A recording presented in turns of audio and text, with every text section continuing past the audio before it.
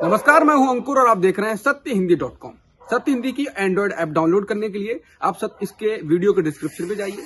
वहां पे आपको एक लिंक मिलेगा जहां से आप ऐप डाउनलोड कर सकते हैं। अब एक नजर डाल लेते हैं अब तक की खबरों। चीनी रक्षा मंत्रालय की ओर से दोनों देशों के सैनिकों के पैंगोंग त्सो झील के उत्तरी और दक्षिणी किनारों से वापस लौटने को लेकर भारत के रक्षा मंत्री राजनाथ सिंह ने संसद में बयान दिया है। राजनाथ सिंह ने कहा कि दोनों पक्ष अपनी सेनाओं की ओर से की जा रही गतिविधियों को स्थगित रखेंगे और पिछले साल के गतिरोध से पहले वाली स्थिति बहाल हो जाएगी। उन्होंने कहा कि चीन के साथ कई दौर की वार्ता के बाद भारत ने कुछ नहीं खोया है और कई मुद्दों पर अभी वार्ता की जानी है। उन्होंने कहा कि दोनों पक्ष इस बात पर सहमत हैं कि दोनों ओर से सैनिकों को हटा लिया जाए। भारत और चीन की सेनाओं के पैंगोंग त्सो झील से पीछे हटने को कुछ लोग भारत की जीत के तौर पर देख रहे हैं तो कुछ का कहना इससे विपरीत है। भारतीय सेना के पूर्व कर्नल और रक्षा मामलों के विशेषज्ञ अजय शुक्ला का कहना है कि पैंगोंग सेक्टर में सेनाओं के पीछे हटने को लेकर और झूठ बोले जा रहे हैं। उन्होंने ट्वीट कर लिखा है कि जो हुआ है वो ये है कि कुछ हथियारबंद गाड़ियां और टैंक पीछे भेजे गए हैं। सैनिकों की पोजीशन में कोई बदलाव नहीं हुआ है। चीन को फिंगर 4 तक पेट्रोलिंग करने का अधिकार दे दिया गया है। इसका मतलब यह है कि एलएसी जो पहले फिंगर 8 पर थी अब अंदर आकर फिंगर 4 पर शिफ्ट हो गई है। रक्षा मामलों के विशेषज्ञ ब्रह्मा चेलानी ने कहा कि चीन की सेना के बयान में देखा जा सकता है कि उसने केवल पैंगोंग झील से पीछे हटने की बात कही है, जबकि चीन ने डेप्सांग समेत कुछ और सेक्टरों में भी कब्जा कर रखा है। इस इलाके को लेकर कमांडर स्तर की वार्ता होनी अभी बाकी है। उन्होंने ये भी कहा कि चीन ने यह कहीं नहीं कहा है कि वो अप्रैल 2020 जैसी स्थिति पर लौट रहे हैं, लेकिन भारत की मीडिया ने स्पिन दे दिया है। उन्होंने एक अन्य ट्वीट में साफ कहा है ये डील चीन के लिए ही हर ओर से जीत वाली है, क्योंकि एक तो ये डील केवल पैंगोंग को लेकर हुई है, दूसरी ये कि विवाद फिंगर 4 से फिंगर 8 के बीच था, लेकिन इस डील के बाद भारत के उस इलाके को भी बफर जोन बना दिया गया है जो कभी विवादित था ही नहीं और भारत अब अपनी ही सीमा से फिंगर 2-3 की ओर लौट रहा है। भारत और चीन के सैनिकों के पीछे हटने को लेकर कांग्रेस के पूर्व अध्यक्ष राहुल गांधी ने ट्वीट कर कहा है कि यथास्थिति नहीं तो शांति नहीं। क्यों भारत सरकार हमारे जवानों के बलिदान को अपमानित कर रही है और हमारी जमीन को हाथ से जाने दे रही है। गणतंत्र दिवस के दिन किसानों की ट्रैक्टर रैली के दौरान हुई हिंसा के मामले में दिल्ली पुलिस द्वारा गिरफ्तार किए गए पंजाबी अभिनेता दीप सिद्धू से पुलिस की क्राइम ब्रांच लगातार पूछताछ कर रही है। पूछताछ में दीप सिद्धू ने पुलिस को बताया है कि वह इसलिए छुपा हुआ था क्योंकि उसकी जान को खतरा था। सिद्धू ने कहा कि वह इस बात से डरा हुआ था कि उसकी हत्या कर दी जाएगी क्योंकि किसान नेताओं ने गणतंत्र दिवस के दिन हुई हिंसा का पूरा दोष उसके मत्थे मढ़ दिया था। हिंदुस्तान टाइम्स के मुताबिक इस मामले से जुड़े एक पुलिस अफसर ने कहा कि सिद्धू ने बताया है कि लाल किले और आईटीओ की ओर ट्रैक्टर मार्च जाने की घटना अचानक नहीं हुई थी। इस रैली से 15 दिन पहले पंजाब और सिंघू बॉर्डर में आंदोलन कर रहे किसान नेता कह रहे थे कि वे नई दिल्ली, संसद, इंडिया गेट और लाल किले तक ट्रैक्टर रैली निकालेंगे। दिल्ली पुलिस ने कहा है कि वह सिद्धू के द्वारा कही गई बातें कितनी सच हैं इसकी जांच करेगी। केंद्र सरकार के कृषि कानूनों के खिलाफ देश भर में किसान महापंचायतें जारी हैं। पश्चिमी उत्तर प्रदेश से लेकर हरियाणा, राजस्थान और उत्तराखंड में हुई महापंचायतों के बाद गुरुवार को लुधियाना के जगरांव में महापंचायत बुलाई गई। इसमें बड़ी संख्या में किसानों के साथ ही आम लोग जुटे और कृषि कानूनों के खिलाफ लड़ाई जारी रखने का ऐलान किया। महापंचायत में किसान नेताओं ने कहा कि दिल्ली के बॉर्डर्स पर चल रहे किसान आंदोलन में 250 किसान अब तक शहीद हो चुके हैं। सरकार ये प्रचार कर रही है कि किसान गेहूं की फसल बोने वापस पंजाब चले जाएंगे, लेकिन हमें दिल्ली में चल रहे धरने को और मजबूत करना है। वहीं राजस्थान के जनपद अलवर में भी महापंचायत हुई जिसमें किसान नेता राकेश टिकैत शामिल हुए। केंद्रीय मंत्री रविशंकर प्रसाद ने गुरुवार को राज्यसभा में बोलते हुए सोशल मीडिया कंपनियों को लेकर काफी टिप्पणियां की। उन्होंने कहा कि सोशल मीडिया का दुरुपयोग भारत में हिंसा, वैमनस्यता और फेक न्यूज फैलाने के लिए किया जाएगा तो इसे बर्दाश्त नहीं किया जाएगा और कड़ी कार्रवाई की जाएगी। केंद्रीय मंत्री ने ट्विटर समेत सभी सोशल मीडिया साइट्स को कड़ा संदेश देते हुए कहा कि मैं ट्विटर, फेसबुक, व्हाट्सएप से विनम्रता पूर्वक कहता हूं, आपके भारत में करोड़ों फॉलोअर्स हैं, आप बिजनेस कीजिए और पैसे कमाइए, लेकिन आपको भारत के संविधान का पालन करना होगा।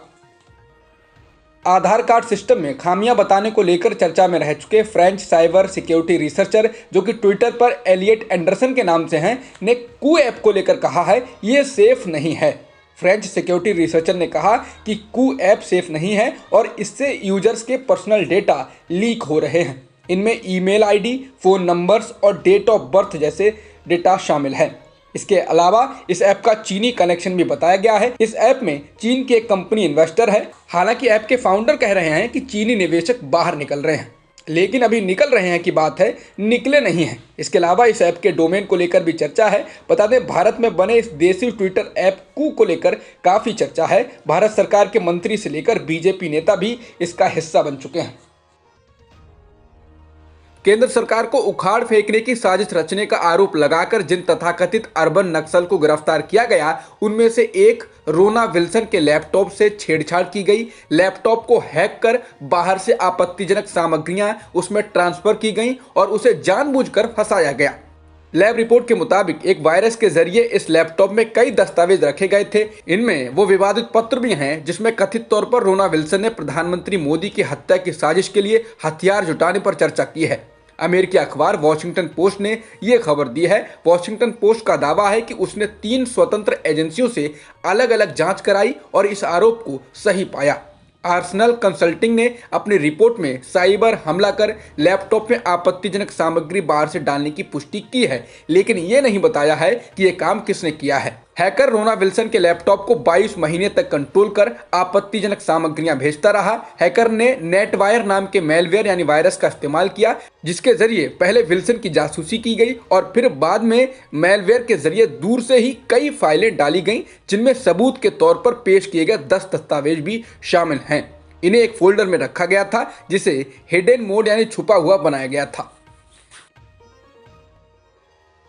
राष्ट्रीय जांच एजेंसी ने रोना विल्सन के लैपटॉप में सबूत प्लांट किए जाने के आरोपों से इनकार किया है। एनआईए की प्रवक्ता जया कुमार ने वॉशिंगटन पोस्ट से कहा कि विल्सन के लैपटॉप से छेड़छाड़ का कोई सबूत नहीं है। उन्होंने ये भी कहा कि विल्सन के खिलाफ पर्याप्त सबूत हैं।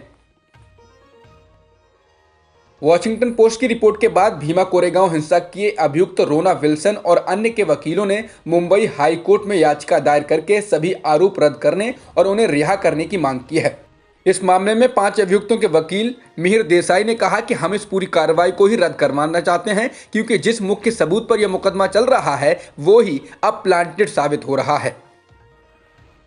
रणजी क्रिकेट के सबसे बड़े खिलाड़ियों में से एक रहे वसीम जाफर को लेकर विवाद छिड़ गया है। उन पर उत्तराखंड की क्रिकेट टीम का कोच रहते हुए ड्रेसिंग रूम के सांप्रदायिकरण करने और मुस्लिम खिलाड़ियों को तरजीह देने का आरोप मढ़ा गया है, जिसके बाद जाफर ने जवाब भी दिया है। द इंडियन एक्सप्रेस की रिपोर्ट के अनुसार उत्तराखंड क्रिकेट संघ के महासचिव महिम वर्मा ने कहा कि उन्हें टीम से फीडबैक मिला था कि जाफर ने ड्रेसिंग रूम के माहौल को सांप्रदायिक कर दिया था और मुस्लिम खिलाड़ियों का पक्ष लिया था। वर्मा ने कहा कि जाफर ने प्रशिक्षण सत्र के दौरान मैदान में एक मौलवी को आमंत्रित किया था और यहां तक कि टीम के मंत्र को भी बदल दिया था, जिसमें हनुमान का जयकारा लगता है।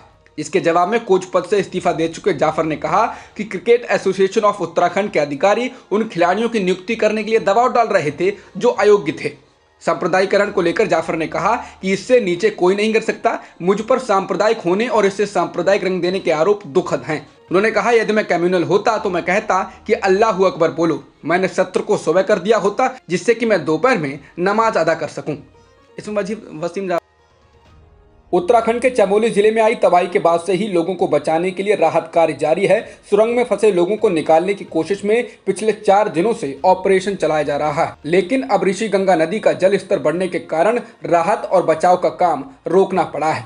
एसडीआरएफ ने बताया है कि तपोवन टनल के पास पानी पहुंचने की वजह से काम रोका गया है। जेसीबी मशीनों, अन्य उपकरणों और बचाव दलों को टनल के पास से हटाया गया है और रैनी गांव के पास अलर्ट जारी किया गया है। अब तक की खबरों में इतना ही। बाकी खबरों के लिए बने रहिए सत्यहिंदी.com के साथ। सत्य हिंदी का ऐप डाउनलोड करें गूगल प्ले स्टोर पर।